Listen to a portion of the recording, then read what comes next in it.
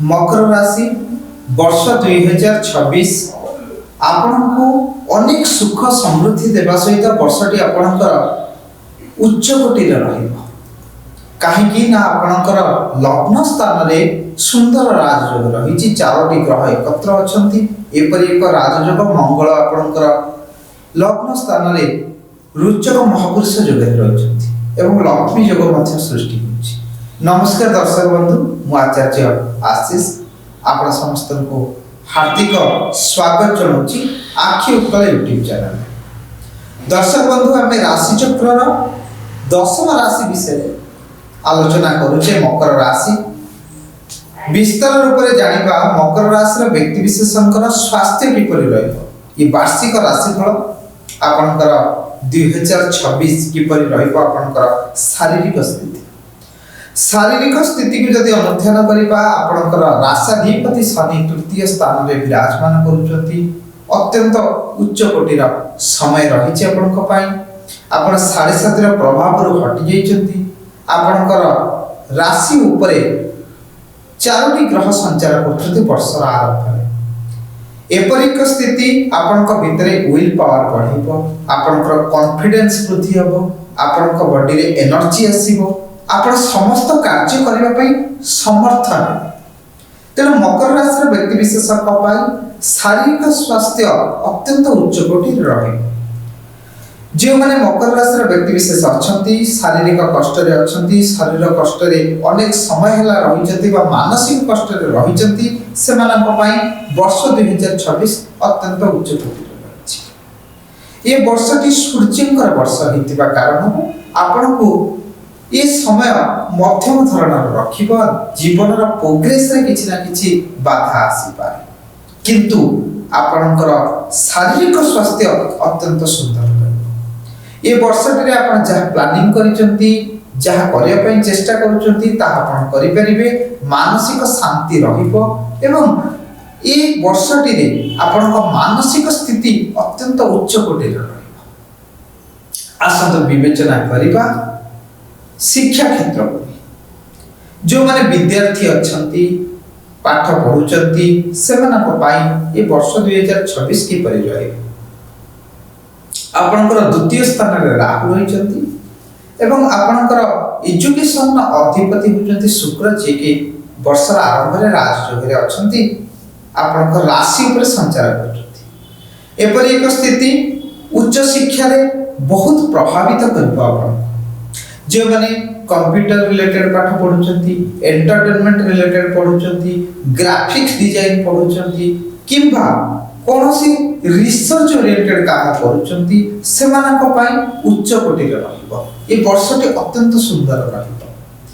आपण जहा आशा करूचंती ताहार अधिक सफलता आपण पाइबे। उच्च शिक्षा रे आपनकु अनेक सुख एवं सुविधा मध्य मिलबो अर्थात आपण ए वर्षटी रे आपण जति की परिश्रम करिसंती ताठर अधिक रिजल्ट मध्य आपण प्राप्त करिवे। बेसिक एजुकेशन ने किछि समस्या रहि पारे राहुकर स्थिति द्वितीय हितबा कारण पाई आपण कर कंसंट्रेशन कमी पारे। तेन जो माने छोट पिला अछंती बेसिक एजुकेशन माने 10th रु कम श्रेणी रे पाठ पढुचंती स्कूल ले पाठ पढुचंती से माने जत्नपूर्वक रहिबा दरकार निजर कंसंट्रेशन को ठीक करिबा दरकार एवं निजर पेरेंट्स मानकर सहयोग रहिबा दरकार। ए परिस्थिति रहिले आपण मानकर शिक्षा क्षेत्र रे अनेक परिवर्तन आसी।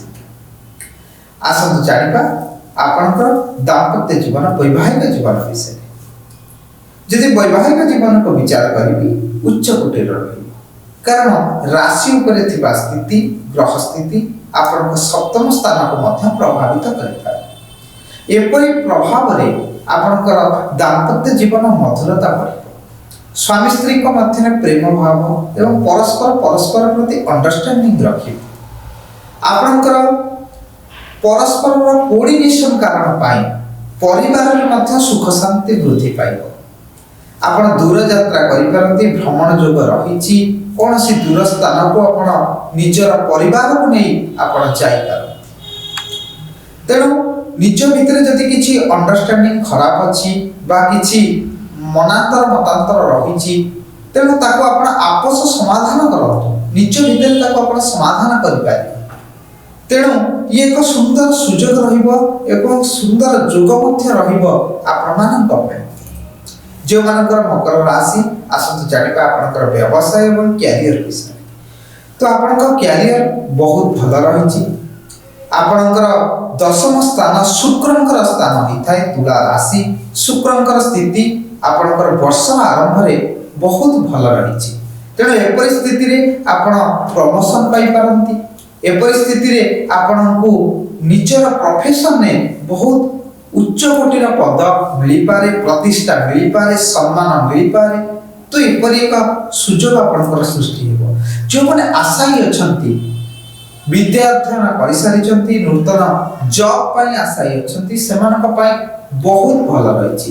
ଆପଣମାନେ ବିଦ୍ୟା କ୍ଷେତ୍ରରେ ମଧ୍ୟ ଉଚ୍ଚ କୋଟିର ଫଳ ପାଇବା ସହିତ ଆପଣ ମଧ୍ୟ ନୂତନ ଭାବରେ କ୍ୟାରିୟର ମଧ୍ୟ ଆରମ୍ଭ କରିପାରିବେ।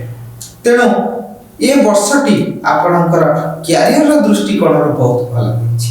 ଯେଉଁମାନେ ବ୍ୟବସାୟ କରୁଛନ୍ତି, ବ୍ୟବସାୟରେ ଉନ୍ନତି ପରିଲକ୍ଷିତ ହେବ। ଯାହା ଯୋଜନା ଆପଣ ପୂର୍ବ ସମୟରେ କରିଥିଲେ ତାହା ଆପଣ ଫଳପ୍ରତି କରିବେ ଏବଂ ବହୁତ ପରିଶ୍ରମ ମଧ୍ୟ ଆପଣ ଏ ସମୟରେ କରିବେ। କାରଣ ପରିଶ୍ରମ ଆପଣ ଯେତେ ଅଧିକ କରିବେ ଆପଣଙ୍କୁ ସେତେ ଅଧିକ ରେଜଲ୍ଟ ମଧ୍ୟ ପ୍ରାପ୍ତ ହେବ।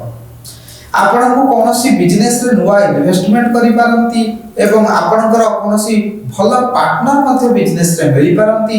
ଆପଣ ଇମ୍ପୋର୍ଟ ଏକ୍ସପୋର୍ଟ କରିପାରନ୍ତି। ଆପଣଙ୍କୁ ଅନେକ ଗୁଡ଼ିଏ ଲାଭ ମଧ୍ୟ ଏ ବର୍ଷରେ ପ୍ରାପ୍ତ ହେବ। ଯେହେତୁ ବର୍ଷର ଆରମ୍ଭ ଯଦି ଭଲ ହୋଇଥାଏ, ବର୍ଷଟି ଆପଣଙ୍କ ପାଇଁ ଉଚ୍ଚ କୋଟିର ହୋଇଥାଏ। ତା ସହିତ କହିବି ବୃହସ୍ପତିଙ୍କର ଗୋଚର ମଧ୍ୟ ଆସିବ। ବୃହସ୍ପତି ଉଚ୍ଚ ହୋଇକି ଆସିବେ ଆପଣଙ୍କର କର୍କଟ ରାଶି, ଆପଣଙ୍କ ସପ୍ତମ ସ୍ଥାନକୁ, ଯାହାକି ଆପଣଙ୍କର ବ୍ୟବସାୟରେ ମଧ୍ୟ ଗୋଟେ ବ୍ୟାପକ ପରିବର୍ତ୍ତନର ଯୋଗ ରଖିବେ। ଆପଣଙ୍କର ବହୁତ ବଡ଼ ପରିବର୍ତ୍ତନ ବ୍ୟବସାୟରେ ମଧ୍ୟ ହେବ। ବ୍ୟବସାୟ ପ୍ରତିଷ୍ଠା ଦୃଷ୍ଟିକୋଣରୁ ଏ ସମୟ ଅତ୍ୟନ୍ତ ଉଚ୍ଚ କୋଟିର ରହିବ। ଆସନ୍ତୁ ଜାଣିବା ଆପଣଙ୍କର ଆୟର ସ୍ଥିତିକୁ ଯଦି ଆକଳନ କରିବା, ଏ ବର୍ଷଟିରେ ମଙ୍ଗଳ ହେଉଛନ୍ତି ଆପଣଙ୍କର ଆୟର ଅଧୀଶ।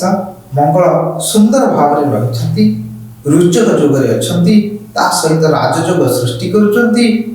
ଏପରି ଯୋଗ ଆପଣଙ୍କର ଆୟ ଦୃଷ୍ଟିକୋଣରୁ ଅତ୍ୟନ୍ତ ସୁନ୍ଦର। ଆପଣ ଲଟ୍ ଅଫ୍ ସୋର୍ସରୁ ମନି ପାଇବେ, ଆପଣ ଧନାଢ୍ୟ ହୋଇଯିବେ।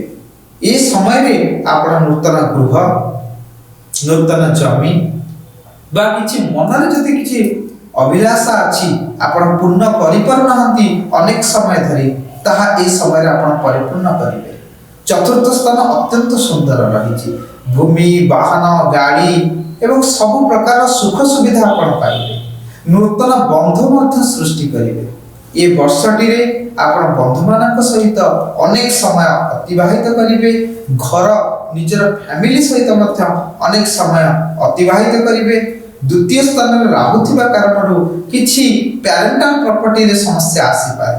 ଯଦି ଆପଣଙ୍କର ପ୍ୟାରେଣ୍ଟାଲ ପ୍ରପର୍ଟିରେ କିଛି ସମସ୍ୟା ରହିଛି, ତେବେ ଏ ବର୍ଷଟିରେ କୌଣସି ବଡ଼ ଡିସିସନ ନିଅନ୍ତୁ ନାହିଁ।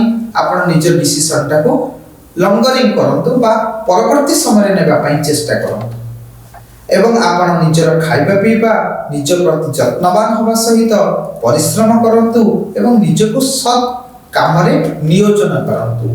ତେଣୁ ଏ ସମୟକୁ ଯଦି ଆମେ ଓଭରାଲି ଦେଖିବା, ଏ ବର୍ଷଟି ଆପଣଙ୍କ ପାଇଁ ଅତ୍ୟନ୍ତ ସୁନ୍ଦର ରହିଛି। ଯେଉଁମାନଙ୍କର ମକର ରାଶି, ଆପଣଙ୍କର ରାଶ୍ୟାଧିପତି ହେଉଛନ୍ତି ମା ଦକ୍ଷିଣକାଳୀ। ମା ଦକ୍ଷିଣକାଳୀଙ୍କର ଶରଣକୁ ଯାଆନ୍ତୁ, ଦକ୍ଷିଣକାଳୀଙ୍କର ଦର୍ଶନ କରନ୍ତୁ। ପ୍ରତ୍ୟେକ ଶନିବାର ଦିନ ମାଙ୍କର ପୂଜା ଆରାଧନା କରନ୍ତୁ। ଆପଣଙ୍କର ଆସୁଥିବା ସମସ୍ତ ବାଧା ବିଘ୍ନ ଆପଣଙ୍କର ଦୂରୀଭୂତ ହେବ, ସୁଖ ସମୃଦ୍ଧି ଆପଣଙ୍କୁ ମିଳିବ। ମୋର ଶୁଭକାମନା ଆପଣମାନଙ୍କ ସହିତ ରହିଛି।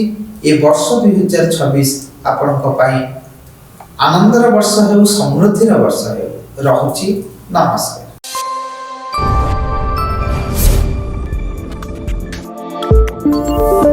ଆମ ଚ୍ୟାନେଲ ଲାଇକ୍ କରନ୍ତୁ, ସବସ୍କ୍ରାଇବ୍ କରନ୍ତୁ, ବେଲ୍ ଆଇକନ୍ରେ ପ୍ରେସ୍ କରନ୍ତୁ, ସେୟାର କରନ୍ତୁ।